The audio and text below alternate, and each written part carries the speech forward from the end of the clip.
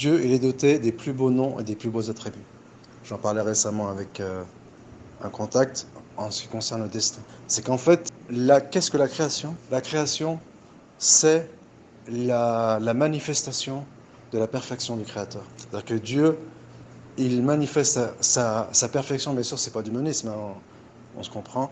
Dieu manifeste sa perfection avec son œuvre, qui est la création. Et donc, Dieu, dans ses plus beaux noms et ses plus beaux attributs, il y a la beauté. Dieu, il est beau, il est bon, il est généreux, et il n'aime pas l'injustice. Donc, Dieu, dans toute éternité, il n'a jamais été injuste. C'est l'expression de sa perfection et de sa beauté. Et donc, Dieu, il était juste avant la création des cieux et de la terre. Mais puisque la création, c'est la manifestation de sa perfection, Dieu, il envoie des messages à la créature. Notamment parmi les messages que Dieu il envoie à la créature, aux créatures, c'est de dire, comme je disais récemment, c'est d'écrire le destin. Dieu n'a pas besoin d'écrire le destin, puisqu'il connaît, il est omniscient, omnipotent. Il connaît l'avenir, le présent et le futur. Aslan, Dieu, comme je l'expliquais aussi, il n'est pas soumis aux variations du temps et aux aléas temporels. Et malgré cela, il fait écrire le destin. C'est qui crée les destins? C'est les anges. Et encore aujourd'hui, hier, j'écoutais une très belle parole de Cheikh Désir Al-Abed. Aujourd'hui, il parlait sur la piété filiale, elle fait agrandir la durée de vie. Et on pourrait penser qu'agrandir la durée de vie, cela consiste à mettre la baraka dans sa vie qui est fixée, qui est la même. Et Ben Taymiyya, il répond à cet argument. Il dit parce que allonger la durée de vie, mettre la baraka sur la vie qui a été fixée au préalable, cette baraka en elle-même, elle a été prédestinée également. Et donc, il dit qu'il y a vraiment une opération d'effacer le destin qui a été écrit, en sachant que Dieu, il connaît l'avant et l'après-destin, c'est-à-dire avant qu'il soit écrit, au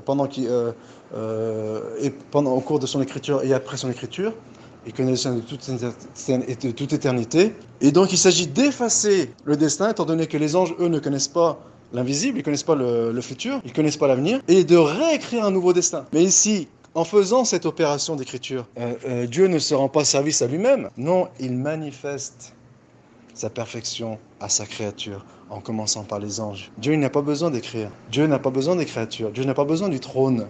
Mais il manifeste sa perfection. Et en retour, il demande à la création de le vénérer pour cette beauté, cette perfection infinie et absolue et extrême. Et donc, Dieu de toute éternité, il est juste de par sa bonté et sa miséricorde infinie. Mais, étant donné que la création, c'est la manifestation de sa perfection, il met au courant ces créatures qu'il s'est imposé la justice. C'est-à-dire que Dieu, il est juste de toute éternité, mais au moment où il a créé la création, il prévient ses créations au moment T qu'il s'est imposé la justice. Donc par rapport à la création qu'il a créée et en manifestation à sa perfection, et qu'il s'est interdit l'injustice. Donc, on ne demande pas de compte à Dieu, et c'est là le point commun avec la position Ash'ari disant que Dieu peut châtier un innocent.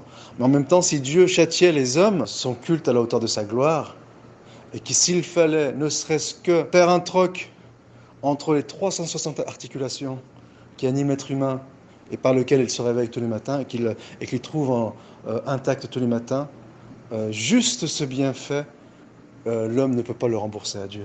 Et quand bien même il s'efforce, l'homme, de rembourser ce qu'il lui doit à travers ses actes d'adoration, eh bien, l'acte d'adoration en lui-même, il ne rend pas suffisamment le culte à Dieu pour être accompli à l'apogée et atteindre la perfection. C'est la raison pour laquelle, à la fin des prières, on demande pardon à Dieu pour les imperfections qui sont dues à nos déficiences. Et donc, Dieu, il juge les hommes et il les enveloppe de sa miséricorde par sa bonté et sa grâce. Mais s'il devait faire un compte rigoureux de débit et de crédit, eh bien les hommes, ils ne pourraient pas rembourser à Dieu tout ce qu'ils leur doivent.